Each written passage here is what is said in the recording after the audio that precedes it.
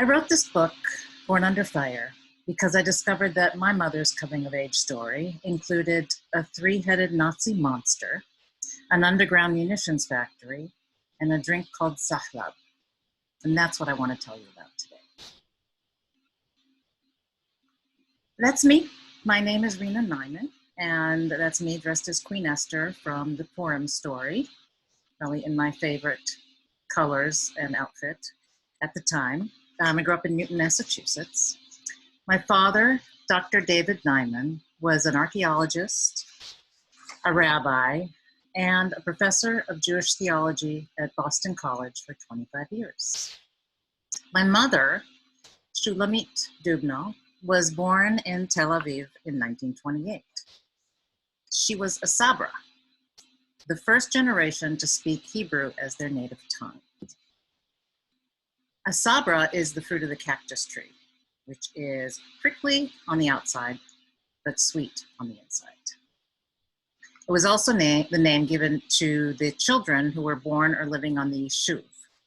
Yishuv, which means settlement, referred to the Zionist Jewish colonies founded by the waves of immigrants fleeing the rising anti-Semitism in Europe and other parts of the world. This was beginning in the late 1800s. At the time she was born, the area was under the British Mandate of Palestine. Prior to that, it had been under Ottoman Empire rule for centuries. But to me and my sisters, Rachel and my baby sister, Becky, she was mommy. And that's me trying to escape there on the bottom. She was also a musician who sang and played the guitar, representing Israel and Israeli culture wherever we lived, usually wearing one of her large collections of dresses from Israel. She recorded one LP, which that song was from at the beginning, called Shulamit and Two Guitars. And it included folk songs from around the world. She sang in 6 different languages. And what I remember about this, I was about 6 when she recorded this, is her practicing for hours with 2 male flamenco guitarists and holding her own. Unfortunately, my mother died when I was 11. And my sisters and I were too young and devastated to do anything about her things. So most everything, her clothing, papers, photographs, was put away into storage. Years later, when my father passed away, we pulled everything out and uncovered this collection of about 30 Yemenite, Arab, and Bedouin dresses that she had collected over the years. There were ones that we recognized. There's this regal pantsuit from a place called Esther Zeitz in Jerusalem that unfortunately no longer exists, but she employed many Yemenite embroiderers. And she wore this one at a Seder that my father was invited to leave in Rome in 1971. My father had been invited to teach for a semester at the Gregorian University, which is one of the Pope's universities. And he led the Seder at one of the large synagogues there. And my mother wore this outfit, and my sisters and I wore matching Yemenite embroidered outfits as well. This blue one was one of our favorites. And it also had these fabulous pants that went with it. And I wasn't sure when she got it. And I asked my sister, and she said, well, it had to be before 1971 because I drew a picture of our family when we lived in Rome, and she's wearing that outfit. We knew my mother played the piano when she was growing up, although when we were growing up, she only played the guitar. This is the only photo we have of her playing the piano, and it's in Tel Aviv. It's probably in the mid-40s. She looks to be around 16. And she's wearing this very elegant dress. And it sat on our mantle in the living room for years. But now, for the first time, when we opened this crate filled with dresses, I saw the actual dress. And for the first time, saw the colors. And what's struck me about this is that it's a 1940 style chiffon dress, something that Katharine Hepburn might wear, but it's covered with this very intricate Yemenite embroidery. And an example of what I now call this her Sabra style, which reflected this melting pot of Jewish cultures from the East and the West coming together on the Yishuv. I always knew my mother dressed differently than the other moms in Newton. Then there were her papers and letters and photos that I'd never seen before. My mother had an older brother, Abraham, who was 2 years older than her, and he died before we were born. We didn't know much about him. They were very close, and we just knew that this was a loss in her life that never healed. We did know certain things about him. We knew he was studying to be an architect in Haifa, and that he had been a member of the first Tel Aviv flying club, where he flew gliders. And inside this box, filled with papers, I found an autograph book of his from 1941. And this is written to him from a friend, Oded. And the motto of the club, it turns out, was El Al, which then later turned into the name of the Israeli Airlines. So this is 1941, and there's a pilot in a plane breathing a sigh of relief that the gates of Eden Hebrew pilots are admitted. And then there was this one, my uncle throwing bombs on Berlin. And I realized that my 15-year-old uncle was training for a future Jewish Air Force, whatever that would have been. I found my mother's, at 20 years old, her ID card, and her face filled with a joy that I recognized, but also was unfamiliar with. And then there were the photos upon photos of her with her friends, her scout troop, people whose names I'd never know or how they affected her life. But most significantly, inside a discolored manila envelope, I found this book. It's called Tiul LeGalil, which means a trip to the Galilee. And it was written and illustrated by her brother Abraham on a 2-week trip they took to the Galilee in 1947. They did a hike from the sea to the sea, from the Sea of Galilee to the Mediterranean Sea. And inside, I found my 19-year-old mother waiting at the Tel Aviv bus station, drawn exactly as I remember it when I was 19 and living in Israel and went to the Tel Aviv bus station. And here she's annoyed because her brother is late. And here she is on the banks of the Sea of Galilee, the Kinneret, again complaining, this time because the rocks are hurting her feet. She's on the bow of a boat with her brother, and when she's told that the water is too rough for them to go out, she says, "I'm not afraid of anything." Drunk, things I'd never seen before. My mother drunk on kosher wine from the Carmel Winery in Rishon LeZion. But the last page really hit me hard. It's the brother and sister in this loving embrace. And the text roughly translates as, "And here we finish our trip, and see you later, and don't cry, and 3 dots, and buried here, a deep idea. See you later, next year, in Italy or the USA. And again, see you later, and a kiss, and 3 dots." And then I found this photo of the trip, and I knew it was real. You have to understand, I never knew my mother as an adult, and suddenly I'm holding a portrait of her at 19, illustrated and written by the person who knows her best in the world, which was her brother Abraham.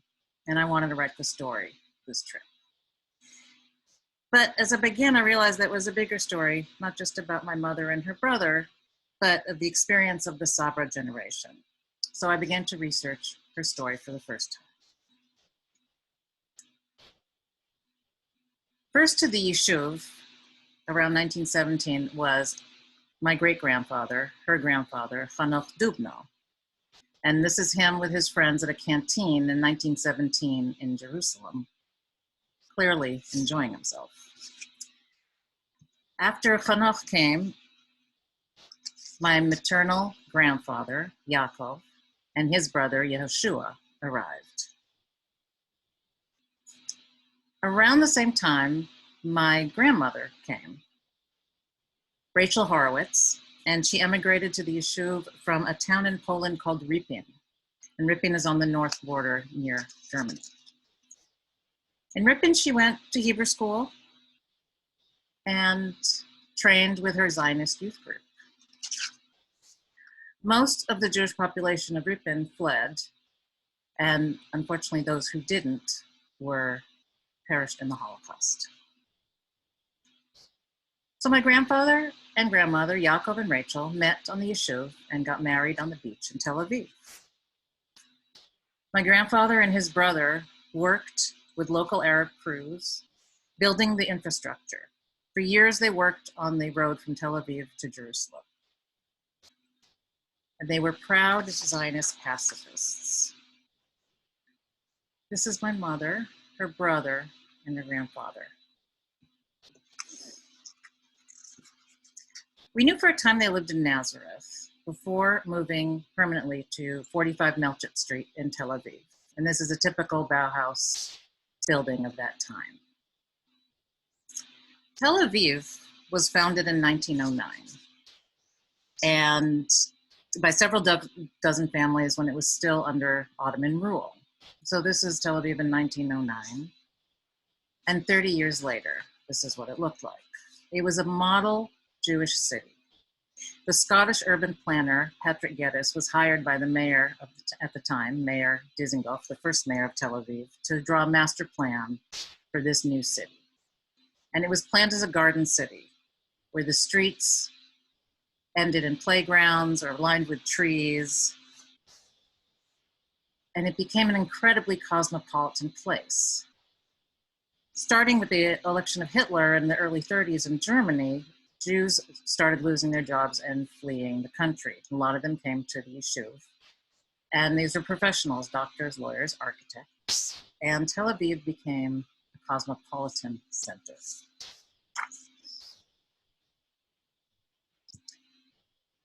I discovered there were events that happened in Tel Aviv during this time that my mother must have experienced.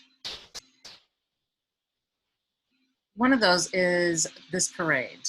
It was in the 1920s up to 1936. Tel Aviv hosted this giant carnival called Adloyada, and for the Jewish holiday of Purim. Adloyada is the Hebrew word for the Purim commandment that we should drink until we don't know. Central Tel Aviv turned into this mass of humanity. By some estimates, in 1934, there were 50,000 people who came to the parade. There were floats depicting the Purim story and others reflecting the evils brewing in Europe at the time. My first reading, I'm going to do a reading based on this picture. It's 1934, Shula is 6, and her brother Abraham is 8, and this takes place in Tel Aviv. The parade stretches down Allenby Street as far as she can see. Each float is alive with people, music, and decorations.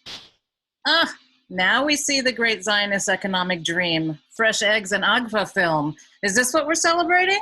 I thought it was Purim. Mayor is back on the balcony, a full glass in his hand. Lord, would you look at that, Abraham says as he points to the street. Shula follows her brother's finger and sees a massive 3-headed dragon protruding from the throng. The green monster is at least 2 stories high. As it inches its way up the street, the mammoth heads bob up and down as a man pulls the long ropes tied to his neck. The noise of the crowd grows louder as the creature moves towards them. The monster's bulging eyes and wide open mouth scare her.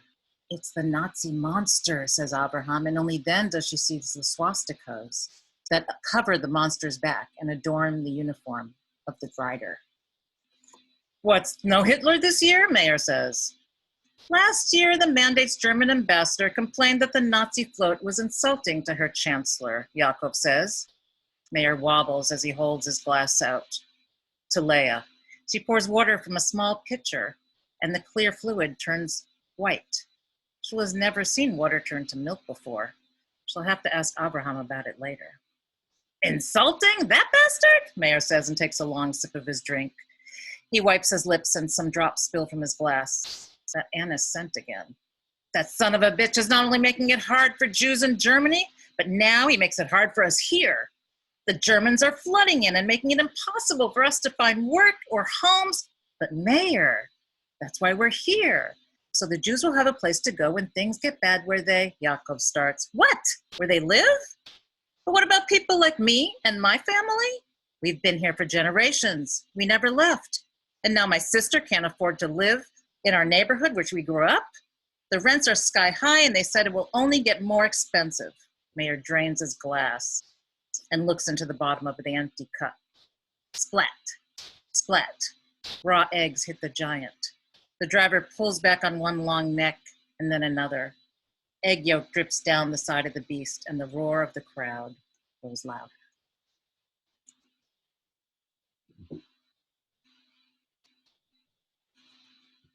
On September 9th, 1940, Italian planes flew from Ethiopia and bombed Tel Aviv. They dropped 32 bombs on my mother's neighborhood. It was a devastating event. A friend of my mother's that I interviewed, who lived in the neighborhood at the time, drew me a map of this incident, and you can see 2 blocks from Melchett Street, at least 2 bombs of the 32 fell. The next day, there was a mass funeral for the 137 people who were killed, including 53 children. And my next reading takes place then.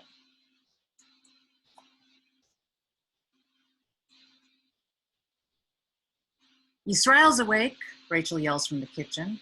Oh, I'm sorry, before I start, it takes place in 1940. Shula is 12, and she has a younger brother now who's 2 years old, Yisrael. Rachel yells from the kitchen. Shula pushes herself up from the piano. Since his birth 2 years ago, she's been helping with her baby brother's care. Most days she doesn't mind, but sometimes she would rather not have to interrupt her piano practice, homework, or letter writing with naps, baths, and feedings. She finds him sitting up in his crib, rubbing one eye with the back of his hand. He holds out his arms to her and she picks him up. Laying his head on her shoulder, he then rubs his face back and forth against her neck. Back in the kitchen, Rachel dries her hands and takes the baby in her arms. Get the tub ready while I feed him, Shula. Then you can give him a bath. Shula hurries to the bathroom and taking the zinc tub from out under the sink, places it in the bathtub. She swirls the water around with her hand to make sure the hot and cold mix.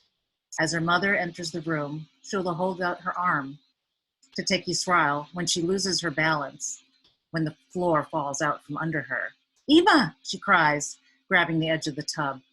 A second blast knocks her to the floor. Glass rains down on them as the windows burst inwards. An invisible hand punches her body.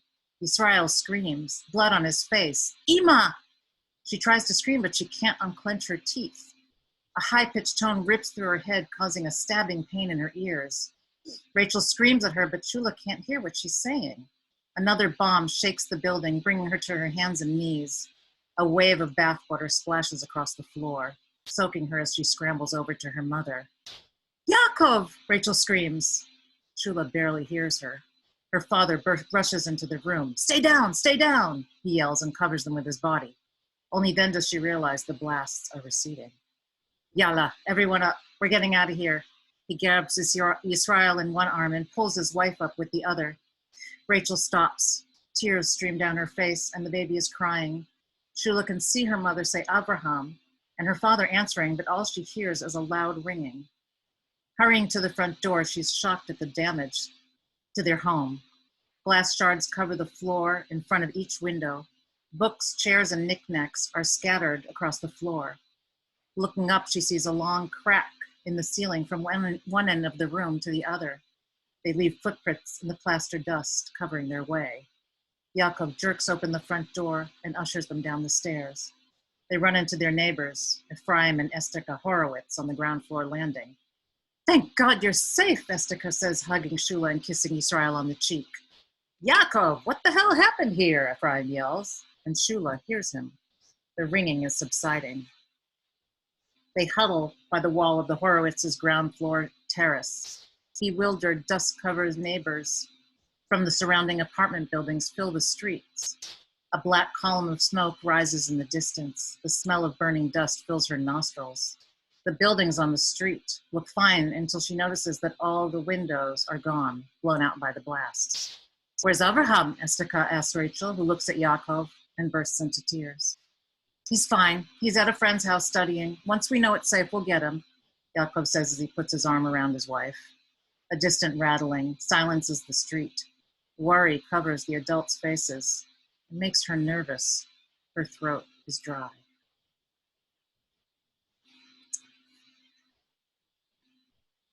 My sisters and I knew that my mother had worked in a munitions factory. We knew she hated potatoes, but we really didn't know much about her life in before the founding of the State of Israel, pre-48.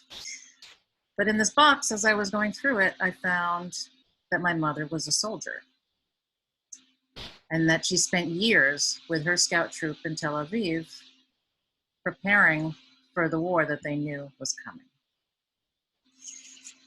For my last reading, I'll read a scene that takes place in this munitions factory. It's January 1948. Shula is 20 years old, and this takes place at Machon Ayalon, which is in Rehovot outside Tel Aviv.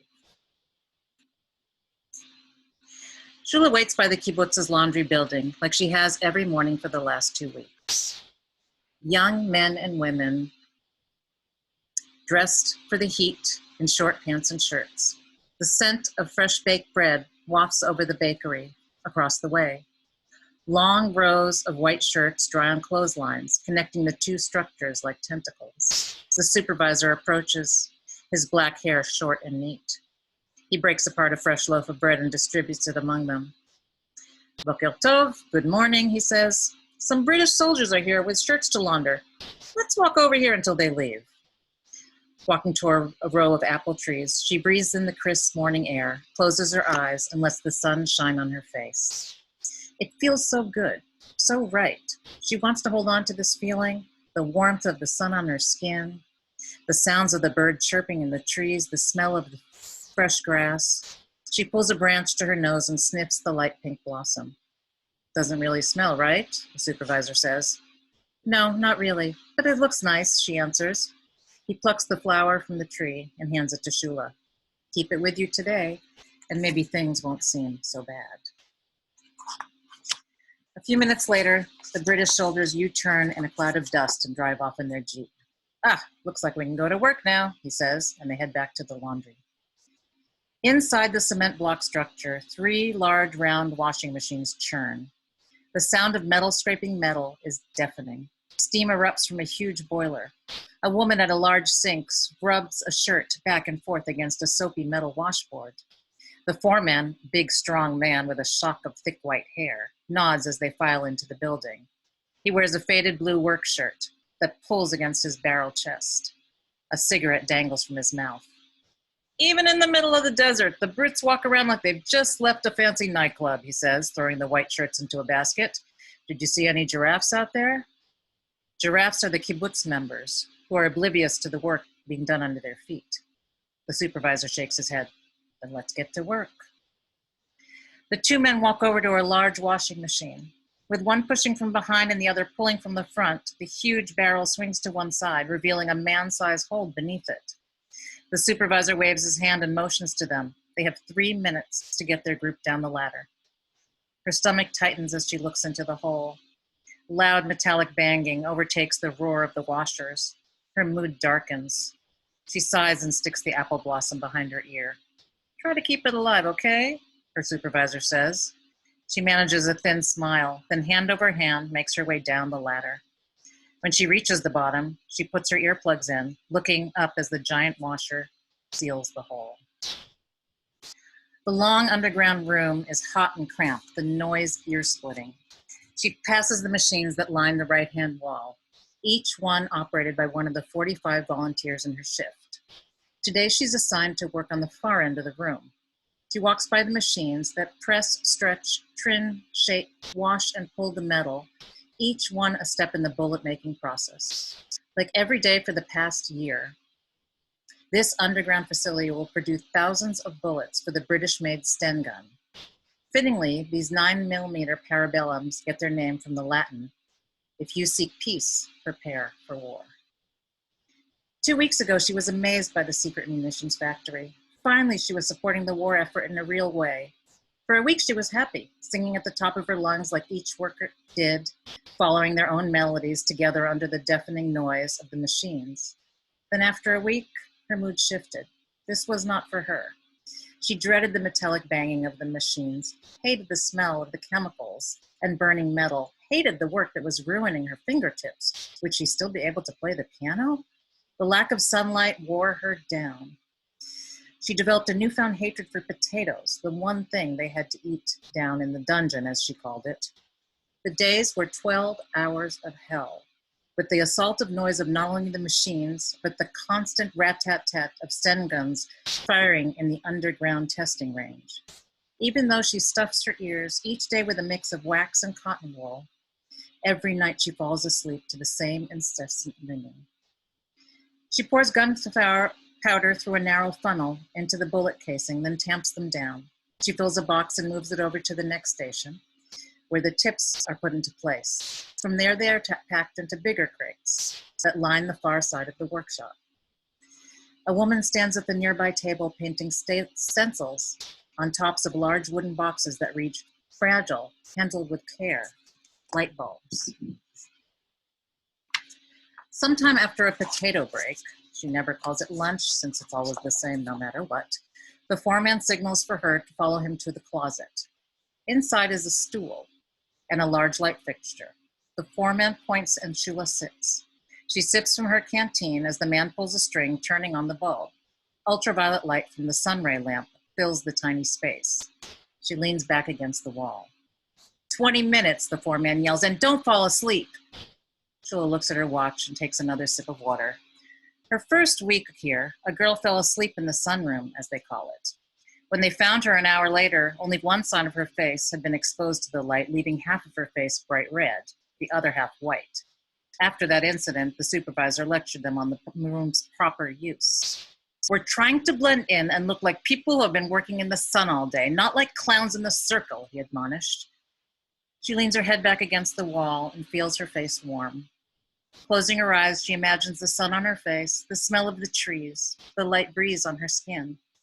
Fingering the apple blossom behind her ear, she takes it out and smells. No, there still isn't a smell, but at least the flower's alive. She puts a drop of water from the canteen on the tip of her finger and dips the stem in, then sticks it back behind her ear. She is hot, the air is stifling, the noise is deafening, and if she never sees another potato in her life, that would be a blessing. So that concludes my presentation. You can send me questions through the chat, and Born Under Fire is available via Amazon, and you can learn more about the book and the research and links at my website at bornunderfire.com. And I really appreciate you being here and would love to take any questions.